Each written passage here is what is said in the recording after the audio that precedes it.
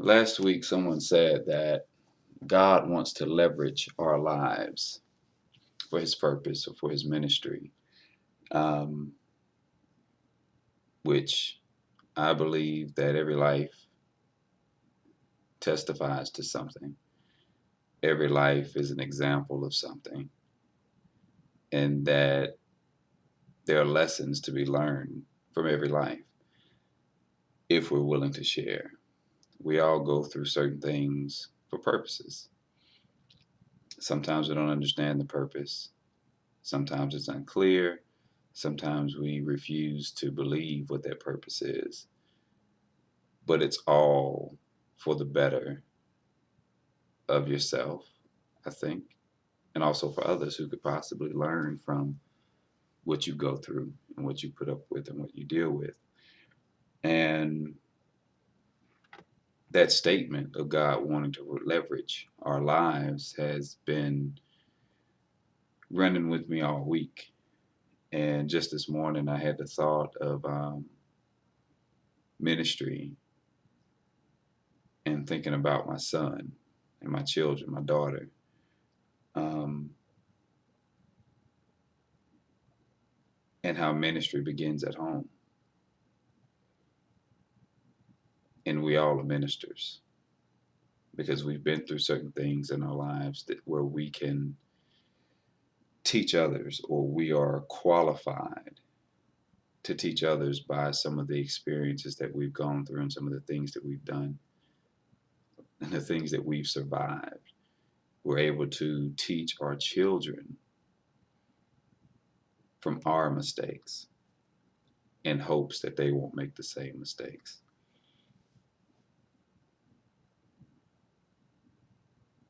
And then I had to question myself, what kind of man would I be? Or what kind of father am I? What kind of man am I if I find it easier to go out to the world, to the public, to the workplace, to church, and to other places to testify before others or to teach others based on my experience and to minister to other people? And I fail to do it at home with my kids who I wake up with each and every day. What kind of man would I be? What kind of father am I if I put more emphasis and more focus on helping and taking care of people outside of my household and leave my children in the dark or hanging, waiting on daddy to share some of these teachings or some of this ministry with them? So, yeah, that has been with me all day today. Ministering, well, ministry starts at home. It starts with your family, starts with your children, your spouse. That's where it begins. And then my mind goes to, I think it's Deuteronomy chapter 11, and it's verses 18 through 21, where it says, "Fix these words of mine in your hearts and minds. Tie them as symbols on your hands and bind them on your foreheads. Teach them to your children, talking about them when you sit down at home and when you walk along the road, when you lie down and when you get up. Write them on the door frames of your houses and on your gates, so that your days and the days of your children may be many in the land the Lord swore to give your ancestors, as many as the days that the heavens are above the earth." So that's where my mind goes from the thought this morning of what kind of father am I? What kind of man am I?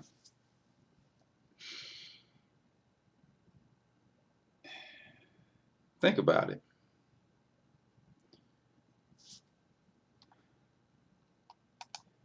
If we men decided that we were going to be men, there are a lot of males in the world today yet we're short on men. Yeah, I said it. There's so many thoughts that have run through my mind today concerning this whole area of thought and conversation or discussion, being that ministry does start at home and it starts with the father, if there's a father in the home. If it's a single parent household, then that parent, it falls on you. Whether you're a father, whether you're a mother, it falls on you to be the first and initial minister to your kids. Your children, the first minister that they should know, the first teacher they should know is you, the mother, the father, the combination of both. There is nothing, I would like to say there's nothing. There are things that we miss. But if there's anything your child is going to learn, it should be learned at home first or discussed at home first. Because the world is out to get them right away. There's no wait time, there's no delay period. It's not like when we were younger that there were forms of censorship. There were levels to growing up. Nowadays, everything is readily available to any child that's able to pick up a device, to get onto a laptop, a tablet, a cell phone. The world is open to them right then and there. So yes, it always falls on the parent to be that first minister and the first level of protection to the child. Well, think about it. If we men, again, decided to step up and be men to our wives, to our children, to our sons, to our daughters, imagine the difference it would make in the world, period. Yeah, some might be like, yeah, right. You know, what difference can one household make? If you look at all the drama and the crap and the craziness going on in the world today, it is a failure of the households that the hooligans and the hoodlums and the thugs and the gangsters come from. That's my opinion. So if the men of some of the children that are in single parent homes living with their mothers would have been men to start with, some of the issues we have today wouldn't be as out of hand as they are. I mean, we can't control individuals. We can't control what people do. I can teach my kids and show them the way all day long. Ultimately, it is their decision what they do with their lives when they leave this house. But good parenting makes a difference. I don't care what anybody says or feels. But if we didn't have such failure inside households, where men fail to be men, women fail to be women, mothers and fathers fail to be mothers and fathers. They fail to be the primary teachers and ministers to their children.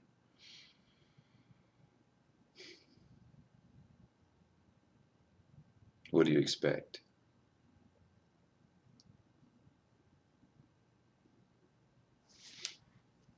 I mean, what does anybody expect?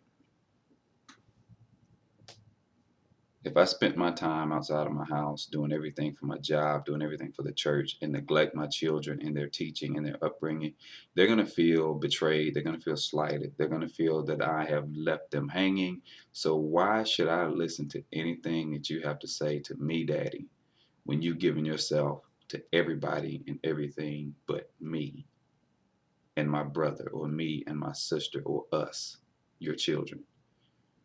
And in a lot of cases, just your spouse. Why would your spouse, why would your children want to sit and listen to what you have to say if you're never there? If you leave your kids alone to raise themselves, if you leave your spouse alone to fend for himself or herself, then what good are you if you're not the pillar that you need to be, if you're not the foundation that you need to be? And I'm going back to men now. If you're not the pillar, if you're not the foundation of your household, what you need to be, you're not what you're supposed to be to your wife, you're not supposed to be, or you're not what you're supposed to be to your children, and then you find yourself disrespected by either one, then whose fault is that? Whose fault is that?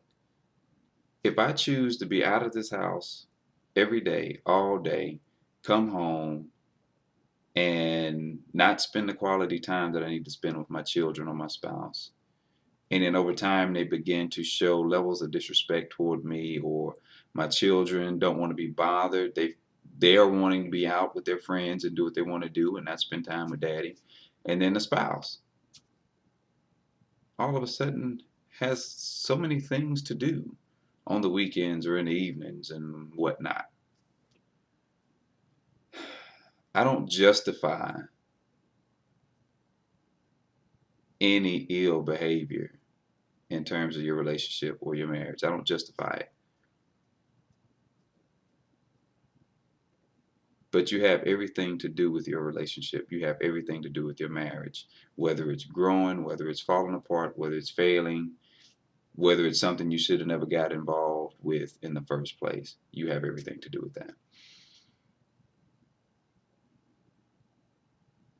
But men, again,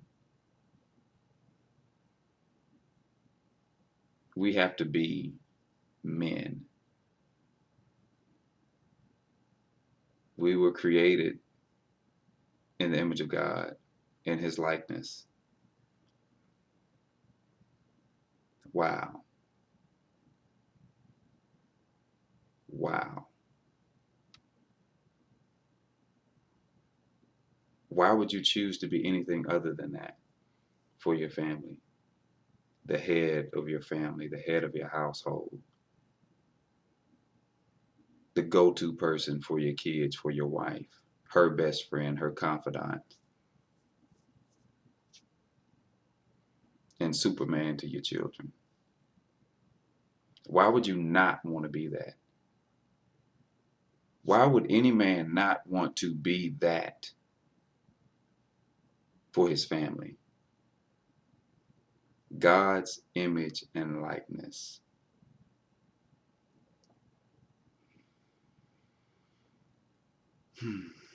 Wow.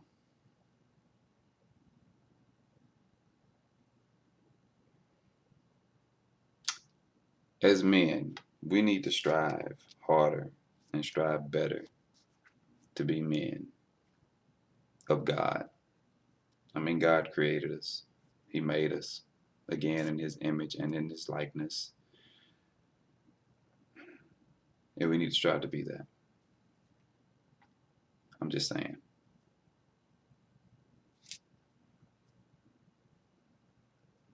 And from us, he created woman.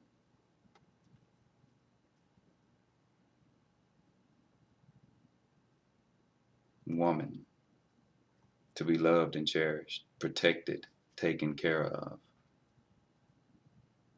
treated as a queen.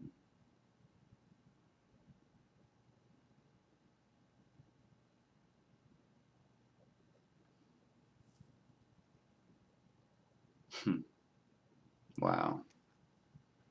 Think about it. Everybody knows the story. God took the rib of Adam and created woman, Eve. So there's always a part of man that belongs to woman.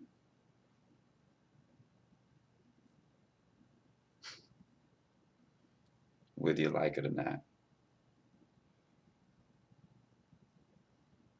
There's always part of woman that belongs to man.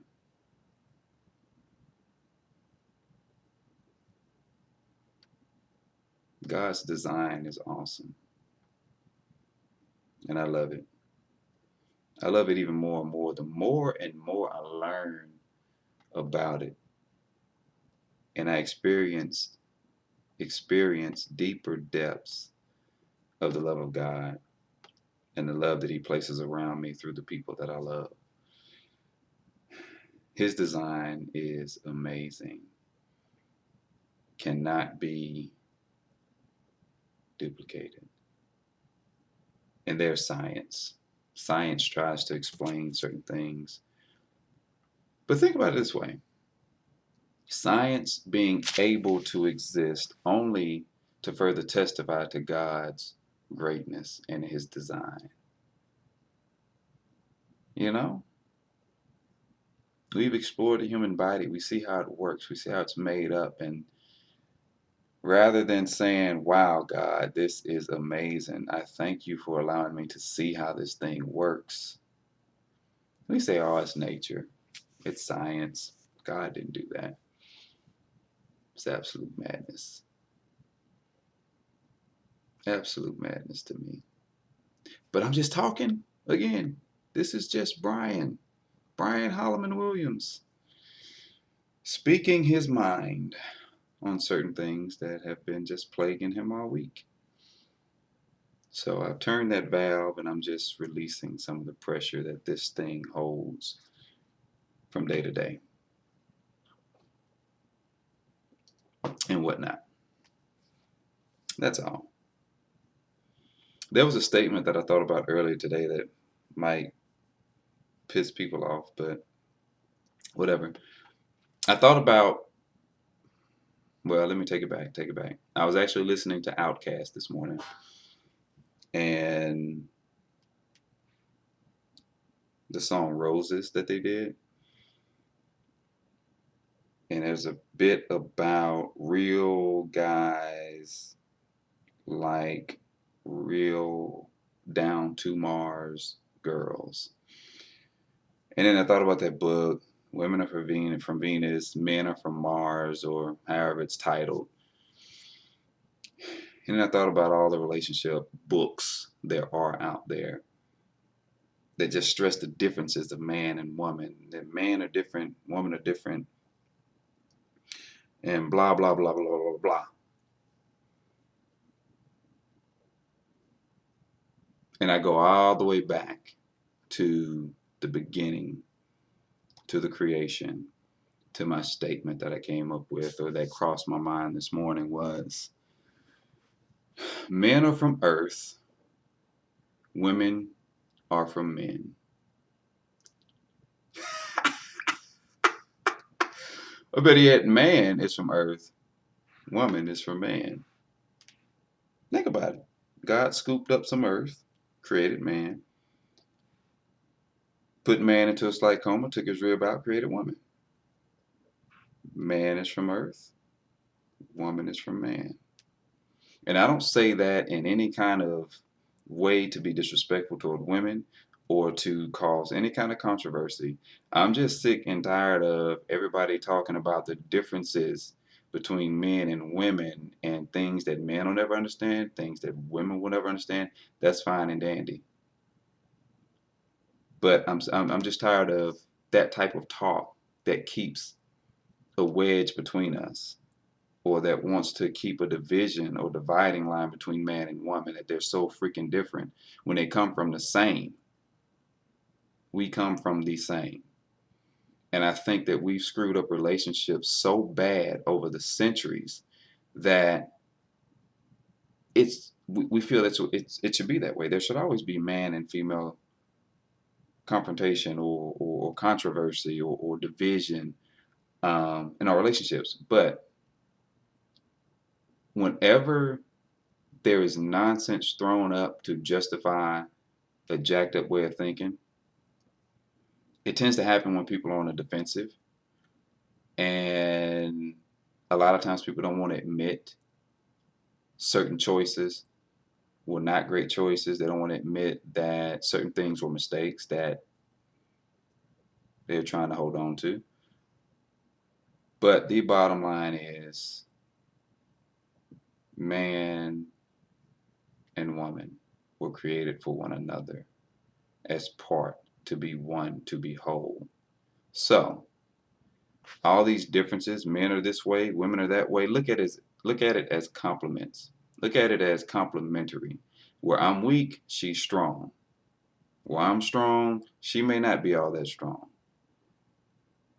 Which to me should push us closer together, to work together, to be that one.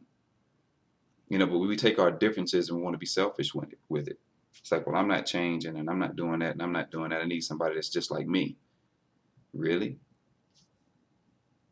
So, if you get someone that's just like you, strong in the same areas, weak in the same areas, and you fall upon that weakness, and what are you going to do? You're going to have to reach outside the relationship to get some help, right? Because you are just alike and you suck in the same areas. I suck in certain areas, you suck in certain areas, we all suck in certain areas. But when you find yourself with the individual that God specifically designed to be in your life, way before time even began, you complement one another. You understand one another. You help one another. You don't exploit each other's weaknesses um, or take advantage of them. You just don't do it.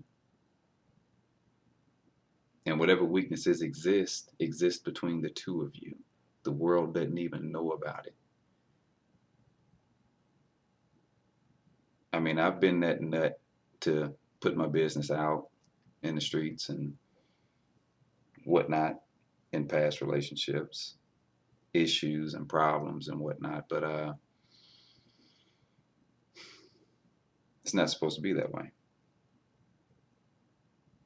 It's not.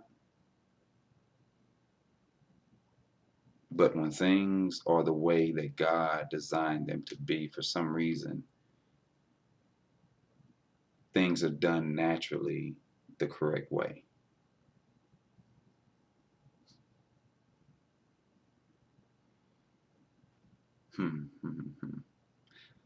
I don't know if I'm making any sense or not, because sometimes I confuse my own self with what I say and what I think.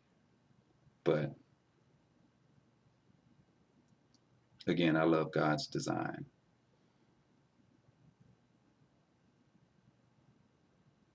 I love his design for marriage. I love his design for family, for the household.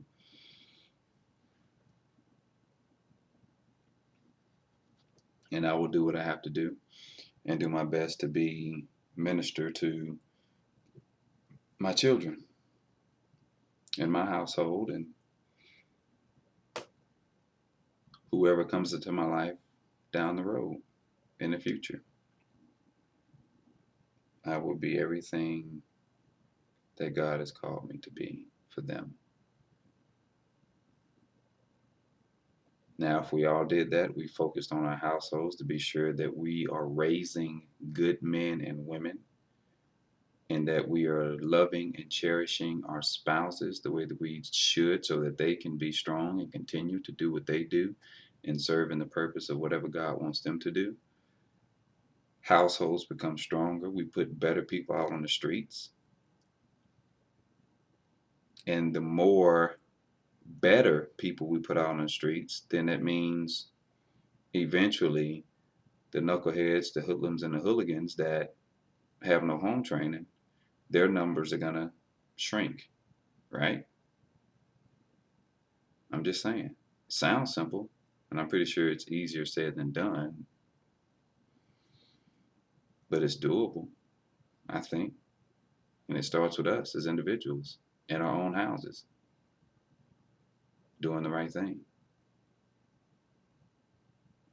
At least that's the way I see it. Anyway, I love all y'all. Happy Saturday. Enjoy yourselves. Take care of your houses. Take care of your spouses. Take care of your children. Do it right. And men, step up. Step up and be men to your children. And if you have daughters, my God, be a good man. Because the last thing any man wants to see is his daughter hooked up with some garbage, some trash, someone that ain't going to treat her right. You are that first example. Your daughter, wow. Do it right, man. Be the man you want your son to grow up to be. Be the man that you want your daughters to grow up to marry. Now, if you choose to be garbage, you get what you ask for. You get what you put in, basically. So if you're feeding your kids trash, they'll grow up dishing trash back to you and to the world and putting themselves in jeopardy out on the streets in this day and age. Not a good idea. But be a treasure to your children. Be a treasure to your spouse so that they know what treasure is like and what to look for as they get older and that they don't accept anything less than that. Wow. I'm done. I love y'all.